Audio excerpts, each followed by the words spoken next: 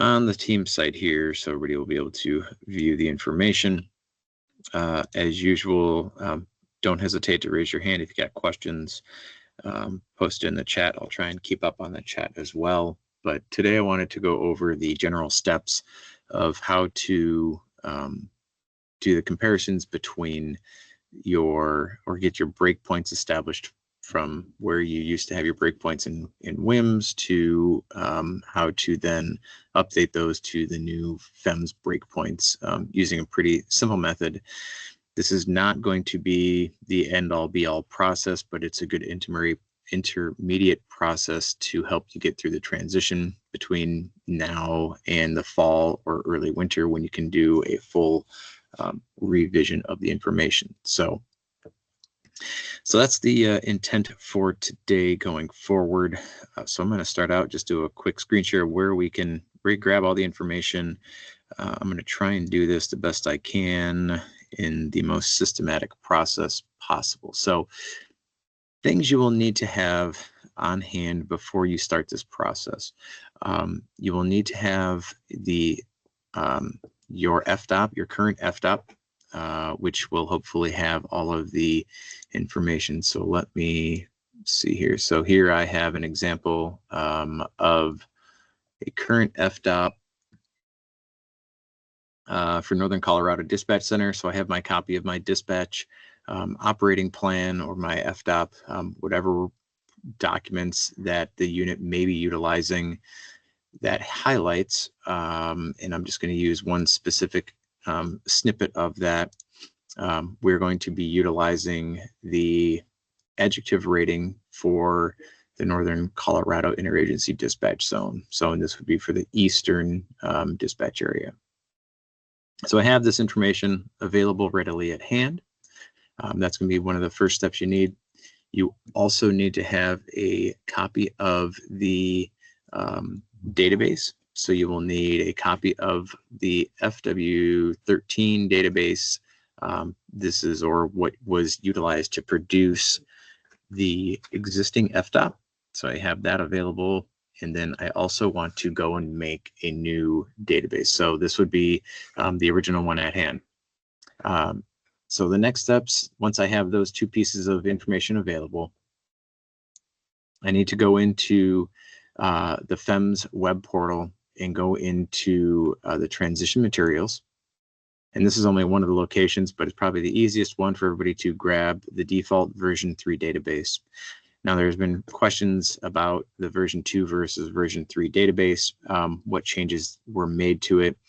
And I can assure you that the only changes that were really applied to the version 3 is that I added additional to the FEMS 3 database. No other changes had been made really to the station catalog, precip, or inputs that would impact the outputs for fire information. So make sure you grab your database. Once I download that, I'll show you what that looks like. I got hit up by Gary about the 20-hour time off award in July. So I download that, I click on that, I download it. I have my FEMS default blank version 3 database. So I have that saved to my location. I then go back into Fire Family Plus, and I want to do a file open, and I want to open that blank database. So I go into my area that I had it saved. Sorry, not one. FEMS, and I will open up my blank version 3 database. And then the first thing I want to do with this data set or this database is then save it. So I'm going to do a file, save as, and I want to save that as, I'm just going to put it in here as, let's see here, my Colorado FEMS database. So I save that, and I now have that open. So I am going to, just for purposes here, I've already downloaded all of my weather information from FEMS. So I'm going to show you what that looks like, but that would be the first steps I want to do. Next step then would be going back, getting into FEMS, and you need to get your fire data or your weather data if you have not done so already. So you're going to get your weather data, download it all, and then input that into your FEMS database. So I'll show you what that looks like. I'm going to open these up.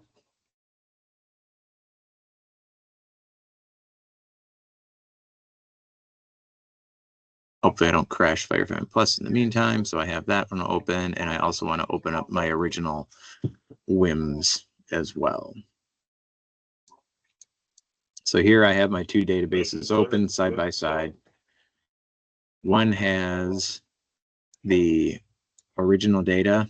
That's the FW13s that I brought in from the old data warehouse. It was where I developed the original breakpoints. And then I have the new FEMS database and FEMS weather information. And it also has all the default station data in it. I can check that as well by looking in the station, searching one of my stations and making sure that does not have the correct settings in it. So I'm going to have to, I might have to go back and change this one.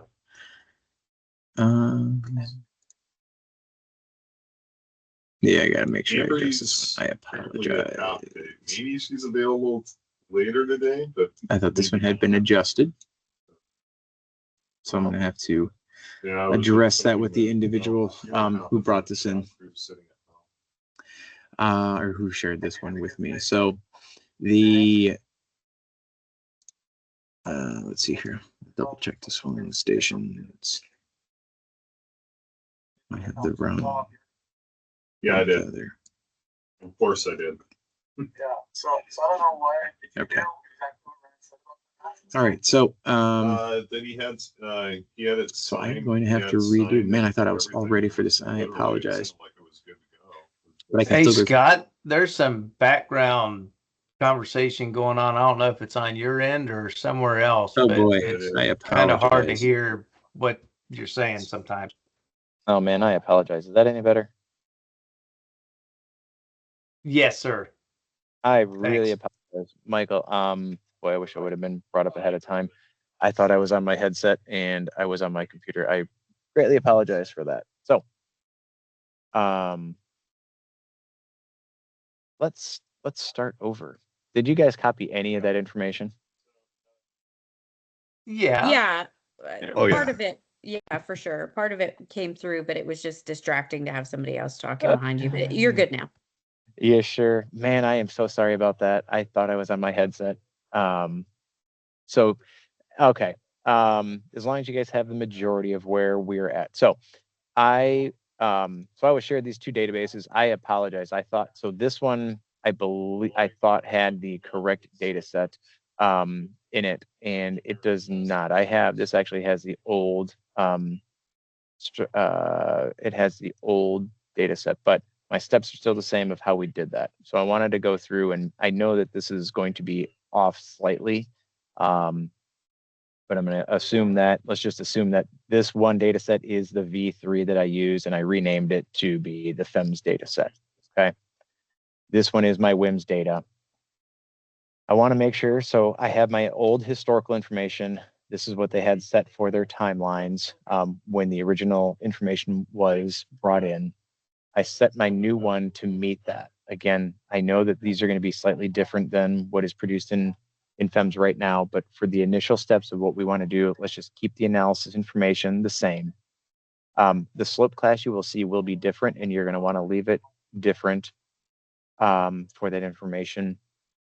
But what we want to do is find out, we need to know the old value of a BI of 50 and an old breakpoint of ERCZ of 60. We want to know what those new values are. That's really the whole point of what we're trying to get to. So how do we get that information? So we're going to first do is get into the old working set. So I have my highlighted WIMS data set, and I want to just run a climatology, and I want to do both ERC and BI. Now there's two ways of doing this. I can set my critical breakpoints well, no, I can't even do that yet. So I want to leave this as, I want to run this in the old data set. So I have my old WIMS data set and I'm running this. And I'm just running the simple climatology graph. So I have my BI and I want to know that 60 was the breakpoint, anything less than 60. So I go to my BI of 60 and I'm in Model Z. And I'm clicking on this and I have my value. And I can always check on, there's my X value of 58, 59, 60. So I can see that on the bottom right, you've got an X value of 60. The Y value is 57. So I know now that, 56, 57, somewhere around there. So I'm going to go with a 56 is my value, or is the percentile that it's associated with my burning index of 60. Okay, so I take my 56 and I'm just going to input that into right here. I know that my breakpoint is the 56, and I'm just going to put the percent sign, even though I know it's not the correct one, right? So I have that, and then I also need to find my ERC value for the WIMS for that. So I'm going to go back into Fire Family Plus. I can bring up my ERC. I know I needed that as, apologize. So I need less than 60. Did I do that? Yeah, let's see here. So less than 60, and I did less than 50 on the other one. So I need to redo that one already. So 60, I'm at the 51st percentile. And I was just trying to do something, an example of this to try and make it pretty easy to understand. And I'm hoping that this works. So we'll give it a shot. And I know I goofed up because I put this was 60th percentile. So I need to redo that real quick. Let me rerun my BI.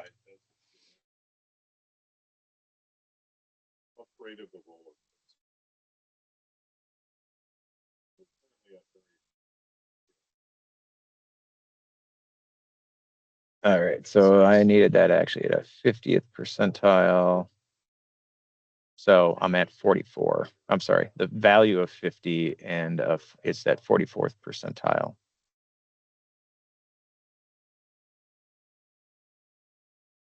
So I'm going to do this and just repeat this for both 63.9, 74, and I'm just going to get these values, right? So I can do that real quick for both BI and the ERC for these values. So all you're going to do is run these. So I said that value that I needed was a 64. And that gives me a percentile 63%.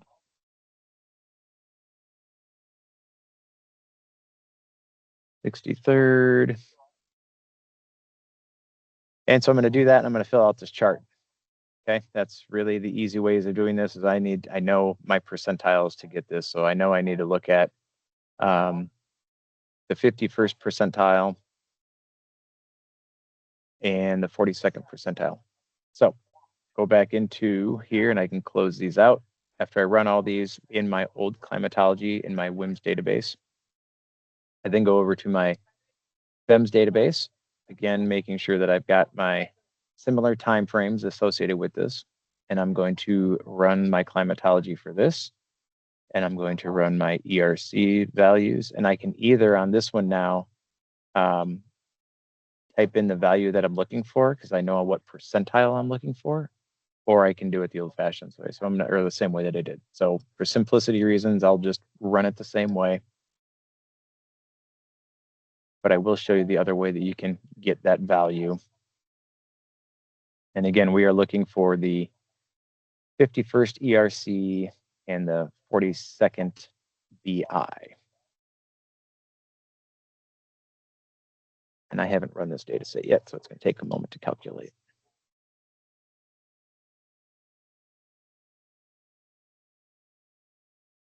This is also available, the step-by-step is available on the web portal.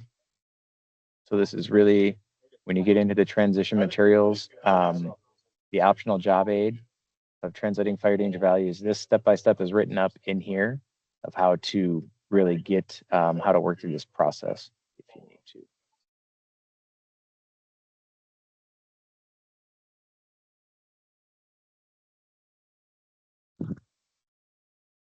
Good old Firefighting Plus taking its time.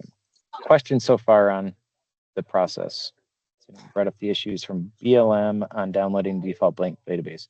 Yeah, very good question. So the default blank database, if you cannot get it from this application portal, you should have, if you don't have access to the team site, let me show you where you can pull it from on there, on FireFilm or on the on FireNet. So all right. I mean, I've figured out my own workaround, and I've talked to a few other folks, gave them my workaround, and then they even came up with some more creative ones, you know, kind of manipulating their browser to be able to do it.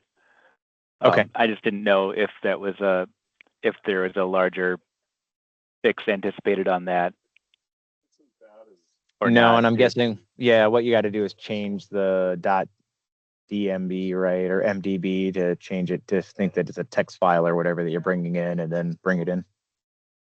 I think actually I was told somebody used Edge, and then there was a setting in Edge to change it to Internet Explorer mode or something, and was able to download it that way by just using an older version of a browser that didn't block MDB. I don't know. Yeah.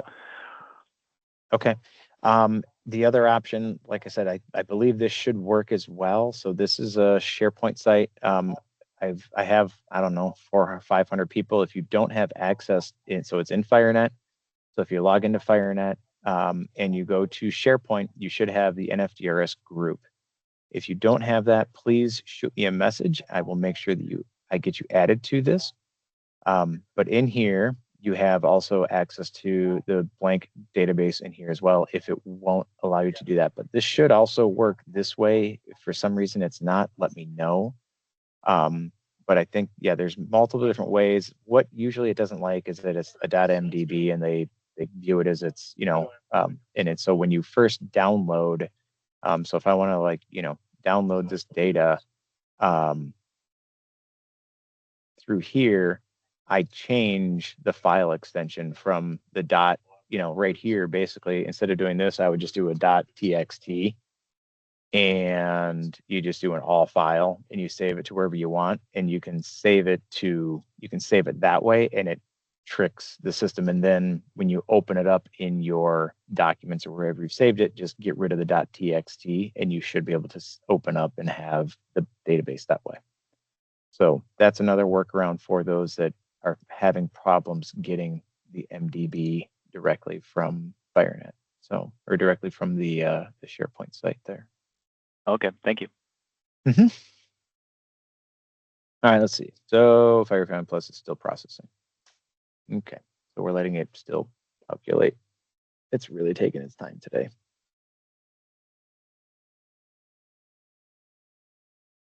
Other questions while we... Hey, Scott, this is Mark. Yeah, Mark. So the version 3 versus version 2, you garbled out when you said what the changes are. And is there a sheet that we can use to alter version 2 rather than trying to reinstall a version 3? You don't even need to, unless you have stations that you don't have that you want. You don't need to install version 3. Okay. It was really a request from Faith Ann to make sure that we had all stations. And I even put like the ASOS stations in there. I mean, and so I did some kind of changing around of station IDs and what have you, but we shouldn't be running analysis on ASOS stations, but I did add those in there. but none of the station metadata had been changed from version 2. It's the exact same database. I just added like another, I don't know, 150, 200 stations to it. Perfect. Thank you. Yep. If there's a significant change that I'll broadcast it out and let everybody know. But it was more of a request for 491 coming up this fall to make sure that while they ran the data set, they had a cleaned up version for it. So that's really where the version 3 came from.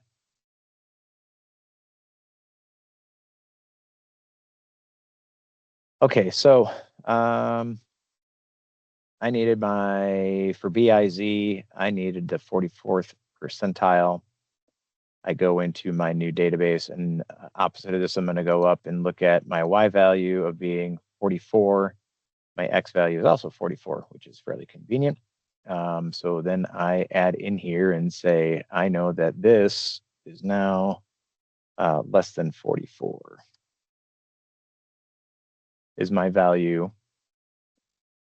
And then for here, I need the 51st percentile in ERCs. So I open up my ERC chart and I can say I need, again, I apologize, my brain is 51st. All right, so I'm looking at 51st percentile.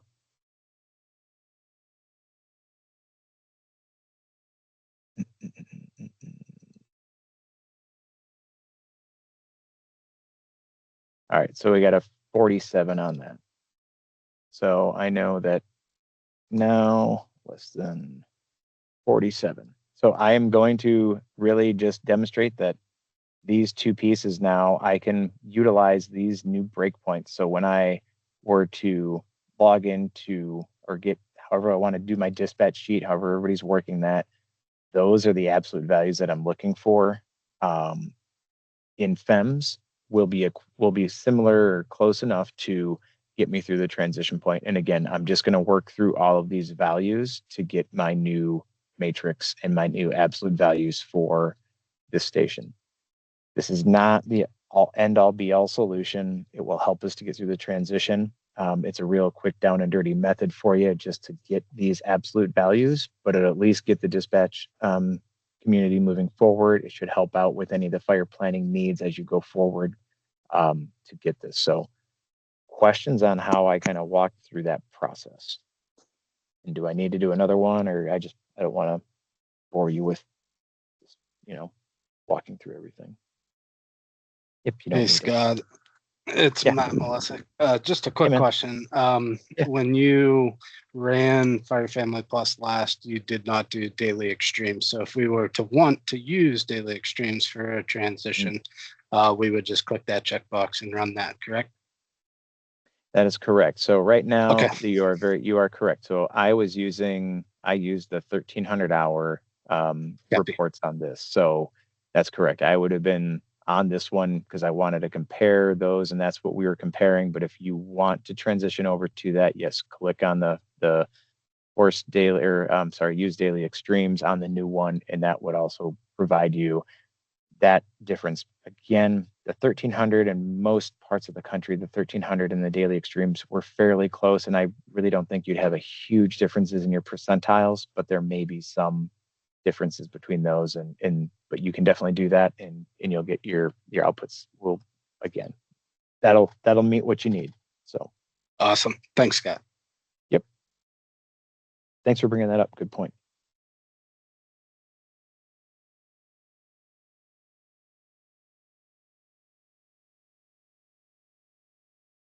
Other questions? And remember, because this analysis is not the same, this season, I can't run a seasonal trend graph off of this and expect all the exact same values as I will see in FEMS, because my analysis length period is different than what we ran in FEMS. So understand that you will have some differences because of the analysis period. Now, if you want to get a much closer match, you would set these to be the analysis period length will be a full seasonal time, the full year, and it would be the 2005 to 2022 if you want to make those adjustments. But again, until you really get to that point, and I wouldn't, unless you want to do a full reanalysis, I would just rerun this way for now, where you match the old settings and then work towards that in the future. That's also why I would say at this point you can leave the daily extremes unchecked for now, because that's what you were doing in the past. You were keeping the 1300. This is just trying to keep everything one for one that everybody's used to until you're ready to start moving over to the daily maxes and change your full analysis on, because you're probably going to see some a larger differences in the percentile values if you start making all those bigger changes as a whole. Yeah. So. Okay. Other questions on this?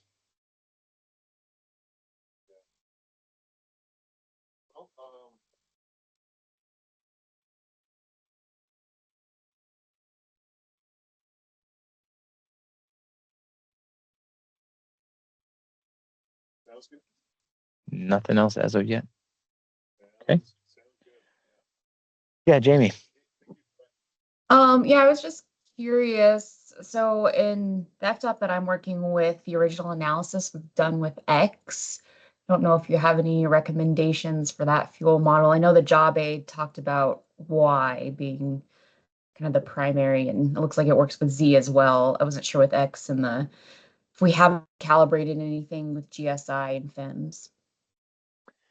It will be, you can utilize X, and obviously the reason why that document talks about that is because of, the live fuel adjustments. And so let me see if no, it's not gonna have anything.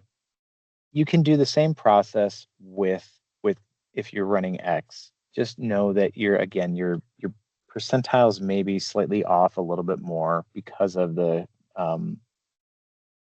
live fuel calibration, or the GSI calibration hasn't been completed. And there are some differences structurally behind the scenes on how that, the old defaults and the new defaults.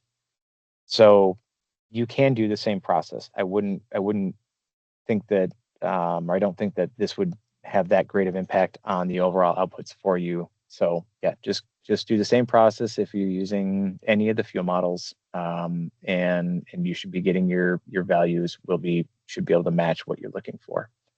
I know that when I was talking to, I want to say in Colorado, I don't remember his name, I apologize, they have been doing an analysis, kind of a comparison between this, and they noticed there was a slight difference between the overall percentiles between the two systems, or between their old database and the new database, but it was really within like 1 or 2%. It was really close that they were there. So again, there will be some small fluctuations, but it will get you through this fall transition time that we're looking for until you can complete that larger in-depth analysis or reanalysis.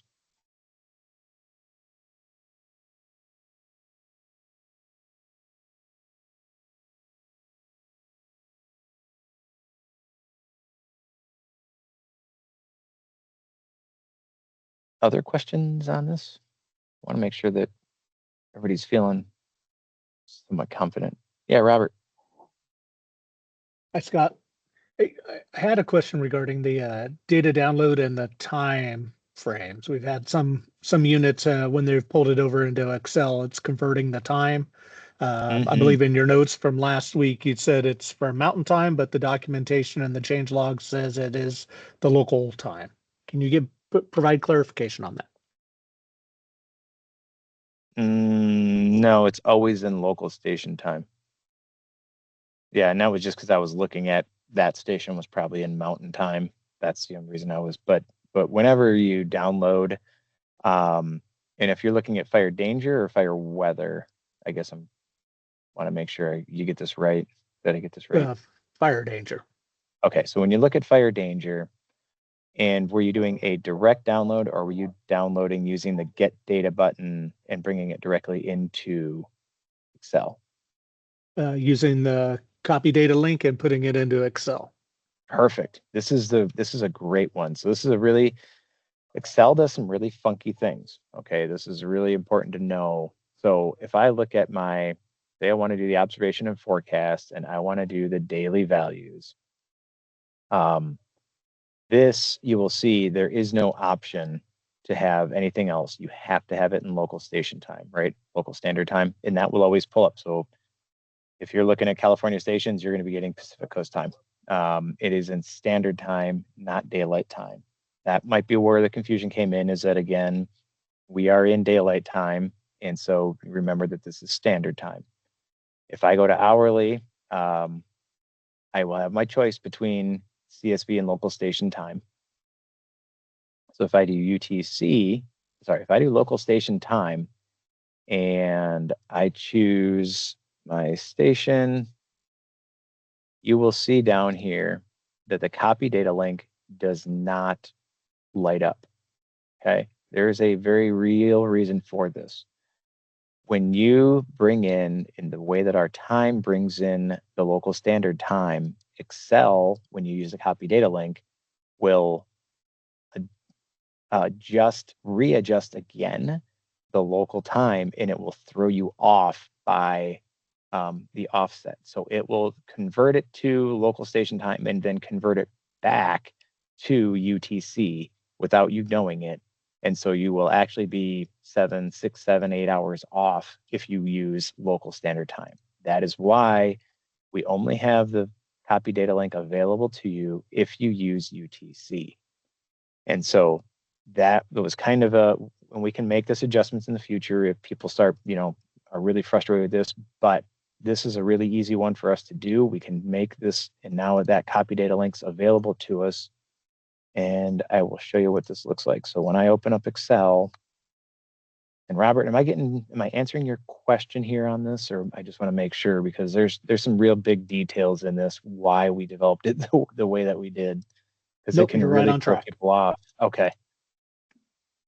So yeah, this can really throw people off on this. So if I did my copy data link and I'm doing my from web, there's a couple of options in here that you can do. And I talk about this, I think, in the tech tips on how to bring this in. But there have been questions for us on this, and precisely this question coming around of why that copy data link is not available with certain downloads. And this is the reason why. So I could show you. So what this is so now that I'm bringing this data in, if you just click on this button, it will always bring in based on that first 200 rows of data. So it'll always bring in, again, this is showing UTC. Excel automatically takes my timestamp that I have on here and adjusts UTC to this time, to what time it believes I need to be at. If I don't do that, if I say don't detect data types, you will see, and this is really the important piece, you will see that this is being brought in at Zulu, okay? So now when I hit transform data, I know that Excel already, if I leave it, Excel already just brings us in at UTC, okay? But if I left it, Excel will automatically adjust it to my local station time. That's why, so when I clicked on, let's see, when I go back to here, I said start hour of 0 to 2300. You have to remember that was UTC. Okay, and that's what it's showing here is midnight UTC 729. Okay, now if I had not done it that way, you will see that it looks like, and let me close this out, discard. So I just want you to look at that one, and we'll do it the other way. Please don't load. We'll do from web. I'm probably going to fix, and we'll do this the other way. And I'm just going to, on this one, I'm going to base it off my first two, and I'm going to say transform. And you will see that I'm automatically off. Now it shows 5 p.m. on 7/28. So it read that, and now Excel took that and said, actually, no, because you are now looking at it, and I want to know what that time is via your local station time. So we've provided this basically saying that's why you always look like you get the previous day's data, is because we've already, now Excel has converted this time for you to your local station time without you even knowing it. Does that answer your question, Robert? And all the stuff Excel does behind the scenes? Yeah, it does. What was that button that we need to change? It depends on what you want to see. No, Okay, it really does. the one It's that just really, shows the UTC. oh, so with that one, so Hey, so I'll hey just grab Scott, that. Yeah, go ahead. on that same one there, you could just delete the change data type from that query and it would go back to, you wouldn't have to UTC. reload it every time. Okay, yeah. Yeah, I'm just trying to do this for purposes so everybody can kind of see. So this is that basing, how do you want to detect it? Do you want to not detect the file types, or do you want it to be based on the entire data set, or just based on the information? So it depends on what you want to see and how you want to see it. So if you want it to be UTC, leave it like this, but then know that you're going to have to, you're looking at all information now in UTC. So 1300, if you want to stick at 1300, is 1300 UTC, not 1300 local station time. If you keep it as don't detect that type, this 1300 is not 1300 local station time. And you should be able to see that obviously in your 1 hour fuel moistures. Like, always do that verification. Why would I, I shouldn't at noon or at 1 o'clock in the afternoon, I shouldn't be seeing 11%, 1 hour fuels. That's because I'm off. This is where I need to apply I'm 8 hours off. So, this is where the 8 hours comes in.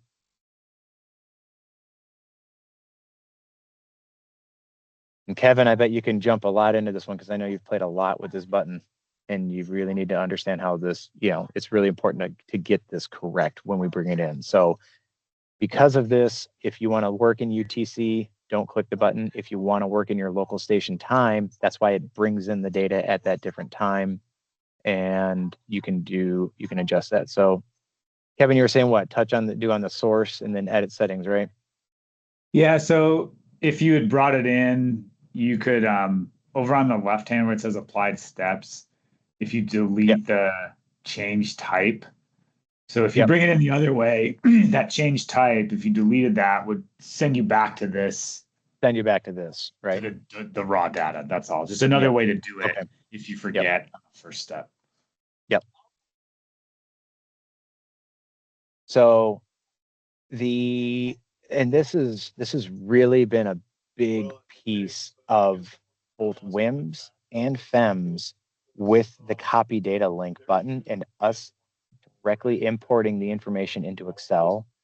This can be a huge implication of how our data is represented and where in exact times. And it's really important to know what Excel and Power Query does with your data behind the scenes if you're not following and keeping track of it.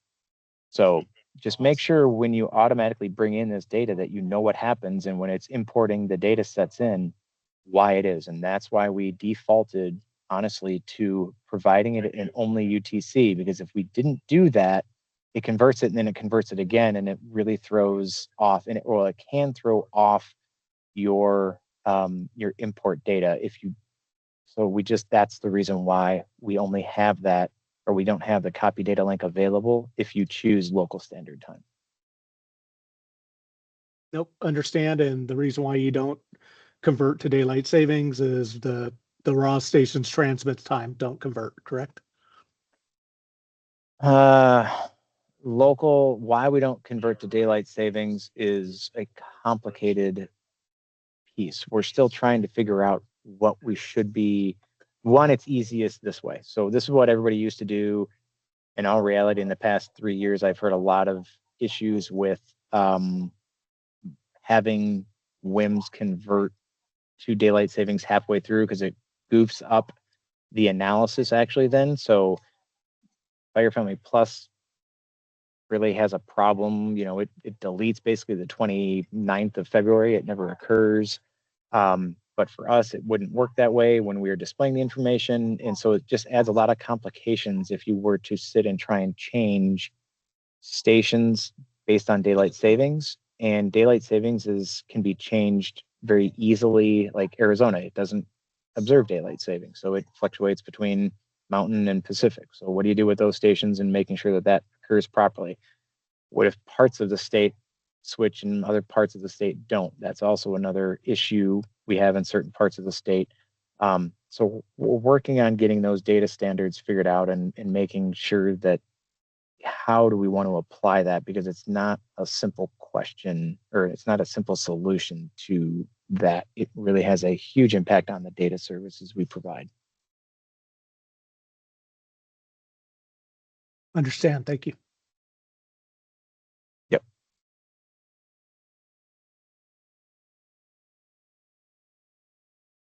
Great question. I like that one because I have gotten that one fairly recently about that data link. So, okay. Other questions?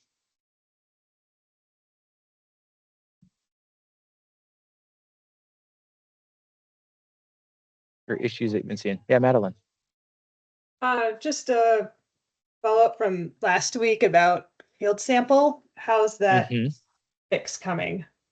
Yeah, perfect. So field sample, that was the next thing I was going to get into. So in field sample, we have gone through and users should now be able to go in and be able to add sites. What we have been finding out, excuse me.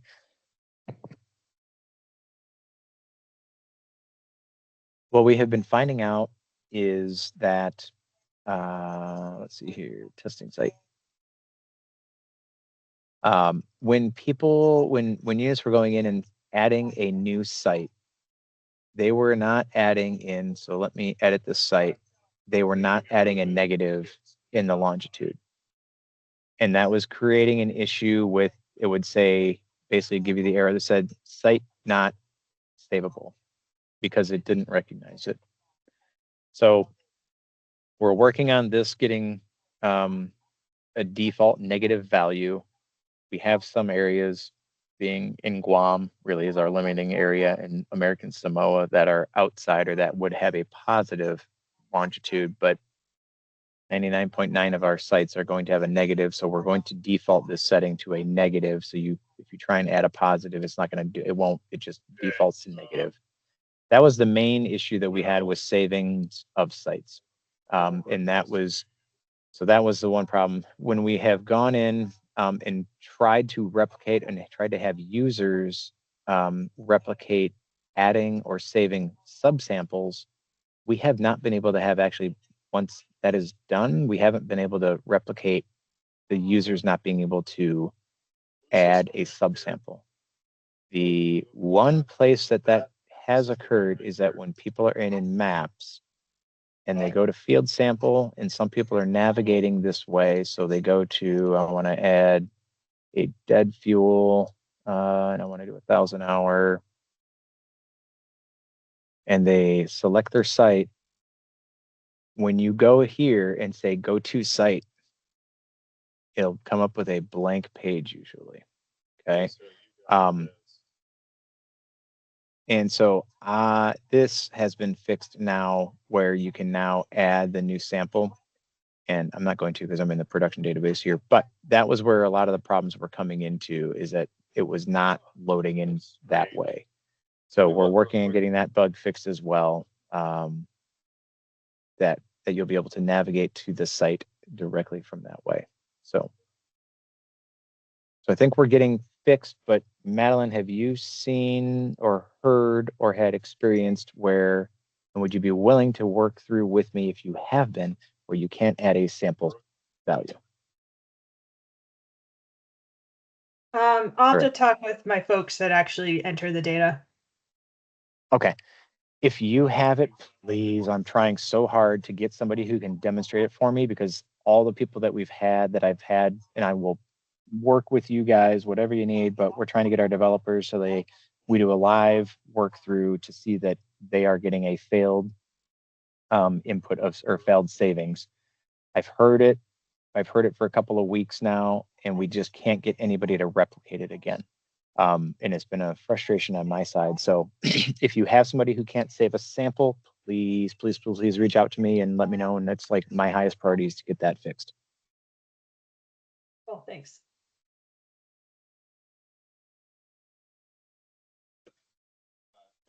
Just look at her org chart. I'm not seeing her name either. So Other thoughts? Any other issues happening that we need to be aware of? Oh. Type in jazz person. J-A-S. I'll give you another minute to think. Those are all good questions. We are working to adding site IDs back to stations. So when you hover over the site, you will be able to have where it will say this is Raw Station, Oregon. It will have the station ID. It will be that station ID is not representative of any. There's no systematic approach to that. So if it was an old Raw station that had a WIMS ID, it could be the old WIMS ID. If it is a new ASOS station, so say this Watertown Municipal Airport ASOS, it will have a station ID that was now basically the new FEMS ID. So the FEMS ID and that station ID has no linkage to anything. It doesn't mean that it's like produced from station county or anything like that. It is just a randomly generated station ID. So please understand that as we go forward, station ID is just station ID. It has no other use in any other system except FEMS. But we will get it back into here, so it's available here. When you click on the station metadata, it will be available in the station metadata. It will be available in the weather and fire danger downloads, both in CSV and in the FW. No, we're going to not have it in the FW, in the CSV. And so it is coming back. You will be able to station search. You'll be able to station search by that station ID as well in any of the maps or tables or wherever you would like to. We will also list it inside the station tables sheet as well. So, yes, Mr. Osborne. Yes, it's going to break your stuff. Yes, that was. I knew it. I want to support this effort because I think it's important, because I think station ID that isn't the name of the station, that can't, like a non-duplicated station ID for database management is critical for this. Correct. So yes, I heard you loud and applaud clear. you for doing this. Yep. And now you hate me for it as well. It will break everyone's queries in Excel. So everyone needs to hear yes, that. It will. So yes. You are correct. Once this comes out and is part of the CSV download, anyone who has an Excel data query that's using it will have to do some cleanup in their Power Query, because you'll have different headers. It shouldn't be a huge lift once we know it's happening, but for people who don't know that it's happening, all their spreadsheets will stop working one day, and this will be why. So I fully support it. I think it's a good idea, a necessary thing. I'm glad we're doing it. But just for everyone on this call, all your Power Queries will need editing when it happens. Yep. And that will be implemented in the, I believe we're going to try and get the next release out early September. Mark, to answer your question. So I'll let you know when we get that finalized date. It will be, yeah, go ahead. Scott, just a thought. That's really, really close to transition day, right? Mm-hmm. Yep. You want us to hold off on it then? I would. Can we until like December? November? We can hold off on it as long as you guys would like. I've just heard enough feedback. We tried something different. Because we didn't want to be so hooked into WIMS IDs, but the unique station ID, we've heard it loud and clear. And I thought it was a very important piece that you guys would rather just get it done with and over with to bring it back in. But I can hold off and push off until whenever we would like.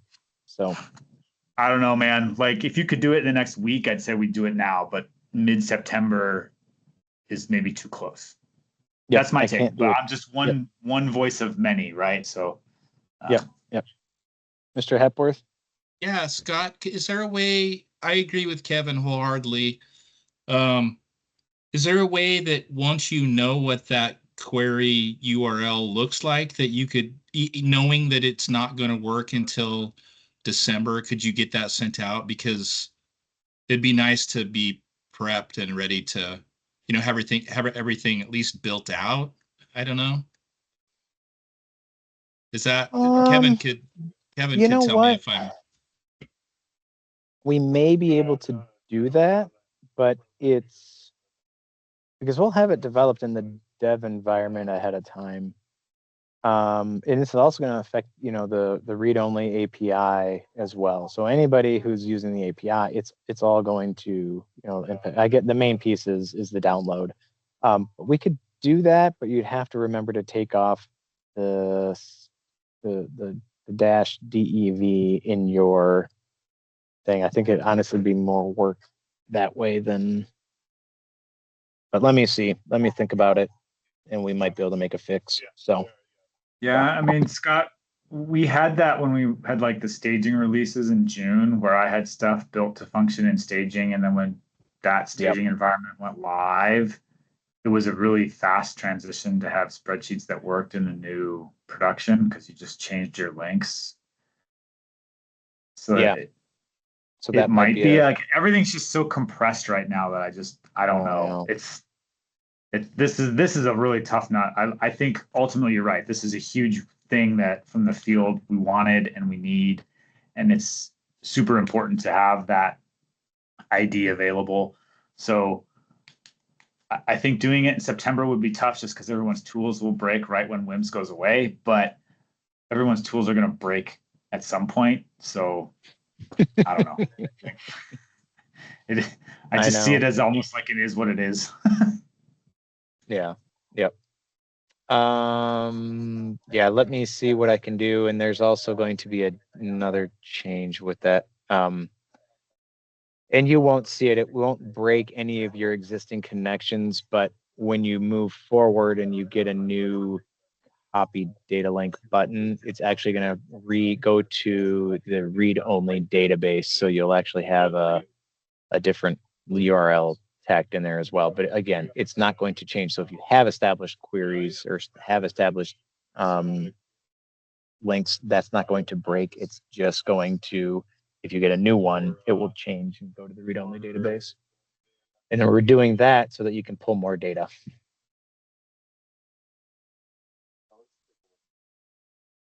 I love that. How much more data? Right now, we're looking at that you'd be able to pull, I believe, up to 10 stations at one time with the full period of climatology record. Wow. And would there be a limit on a year's worth of data for number of stations? Right now, I think it's like 50.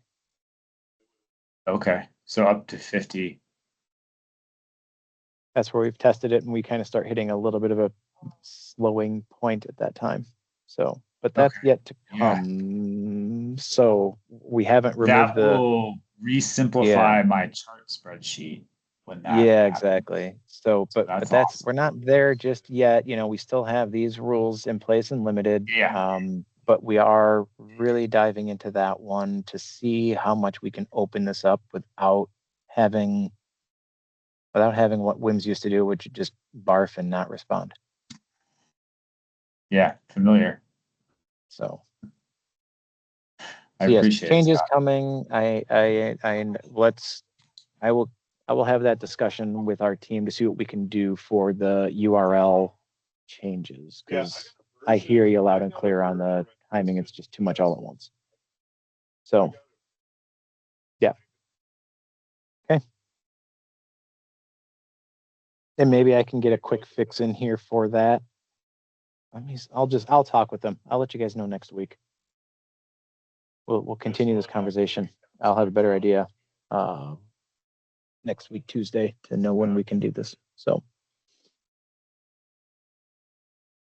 Hey, Scott, you mentioned last week that you might be modifying Kevin's spreadsheet to bring in the daily listings information in the bottom. Yeah. Did you get that completed, or do you plan to distribute it?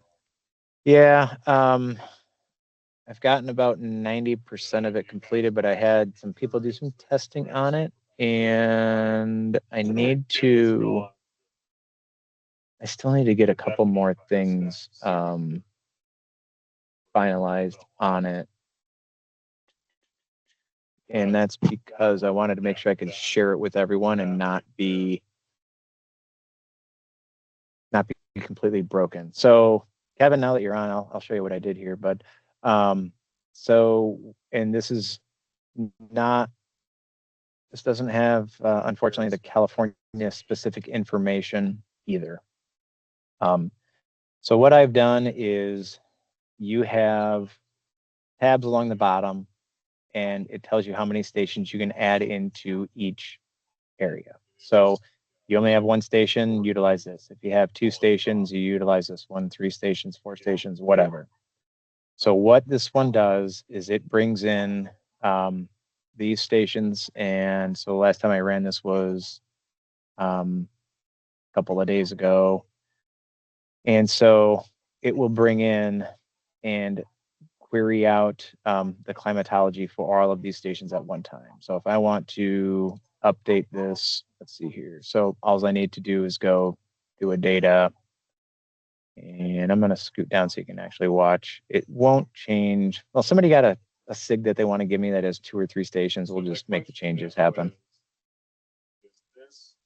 It's got both my signature and this one. Stand by, Scott. I can get you one. Yeah, thanks.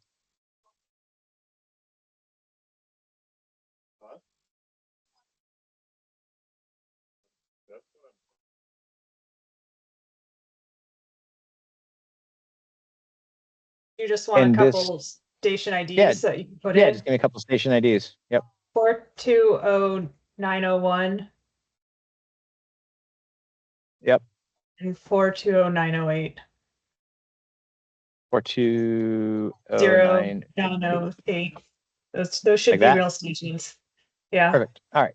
So we'll do this. We'll just do the refresh. Now, with this, remember that this is going to run, it's going to run all of these queries all at once. So if I'm not using the other ones, it will make that happen. But so it just ran out, it grabbed today's information, and it's now working on updating the climatology for this as well. And you can see that those adjusted.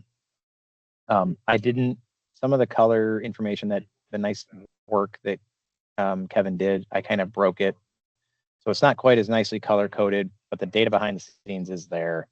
And it's bringing in all of your updated climatology for those 2 stations using the daily max, and it produces your observed and forecast for the information for your time frame. So here's today's forecast information. I added in 10 hours and 10-hour percentiles because that was a request.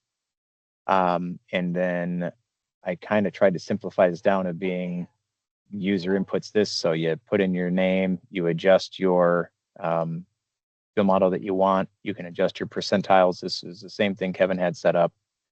And then again, if users want to adjust their dispatch units and breakpoints, they can do that but they have to do their analysis to make those viable.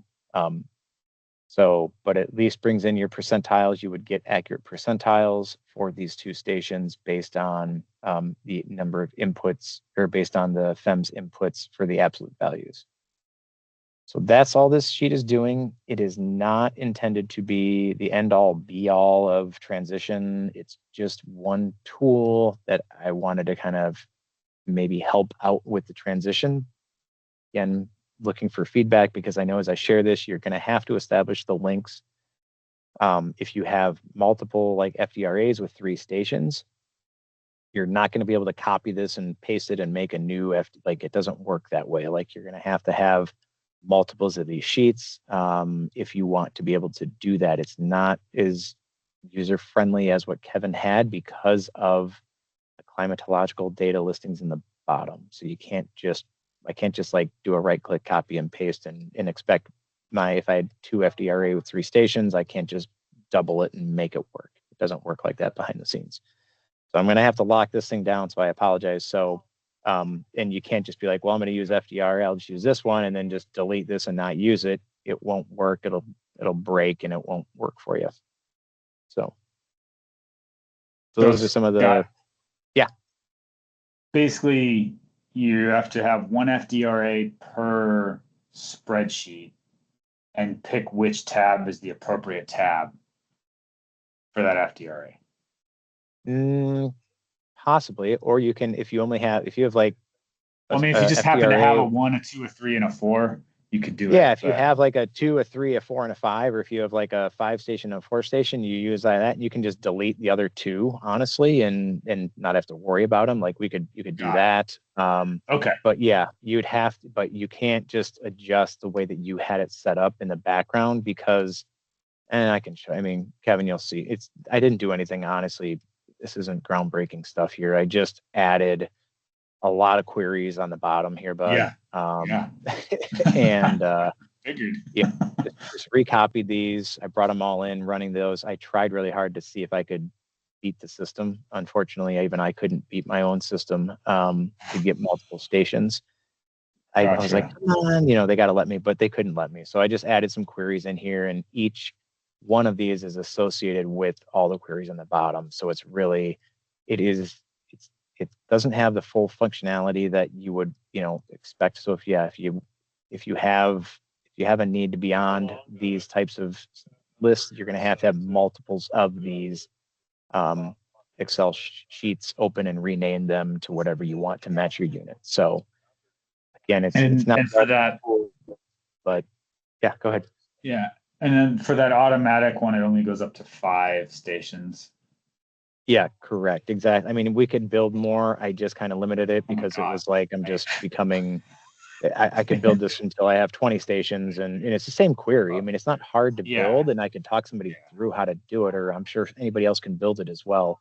All I did was rebuild what you built, that's it. I didn't make anything fancy. You did all the legwork on this thing. So, but I just trying to at least get something started so that maybe somebody else who's got more effort and more time to focus on it, if they want to build more, they can easily do that. So no, I think it's super cool. And Scott, are we going to make the version that has the user input daily listing available too, just for folks who don't want to mess with queries to make it? Because if you have 6 or 7 stations per se or anything like that. Your version, correct. I still want to keep that one out there and available, and that's how I want to. But I just need to get, before I make this available, I needed to get the help document really written up well, and I want to make sure it's really clear what we're providing people on the FEMS site, because I know once it becomes available on the FEMS site, like everybody's going to take it and be like, this is the ultimate document, and it's not. And I want to make sure I very clearly write that in there. Like, this is just one tool for people to use, but it's not something that's supposed to answer all of your questions. It's just hopefully something that maybe you can think of. And like Faith Ann has so many amazing documents out there as well. I know everybody, like there's just people have a wealth of information, and I wish we could just share them all because there's so much good stuff out there that people have made. So yeah. But yes, I am planning on utilizing yours as well. And in both of those, both the California specific one and the national one, and letting people know that they need to go in and pull their climatology through Fire Family Plus with those. So this was never intended to be a do your analysis with it document. This is like hey, once you've done your analysis, you can get a staffing level and a dispatch level. Mm-hmm. Correct. Yep. And that's the other piece where I'm trying to figure out how to okay, I want to take this, if I take this out of here and just kind of break it, people are going to be unhappy that it shows null values. And just a couple of things I'm just trying to work on to answer your question before I get this finalized out and sent out and shared with the rest of the group. So awesome. It looks awesome.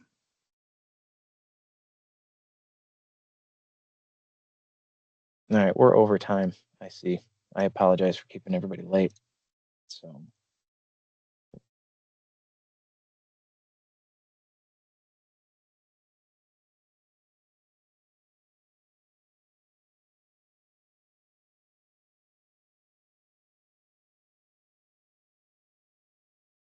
thank you, Scott. I appreciate that. It's good stuff. Yep. Thanks, dude.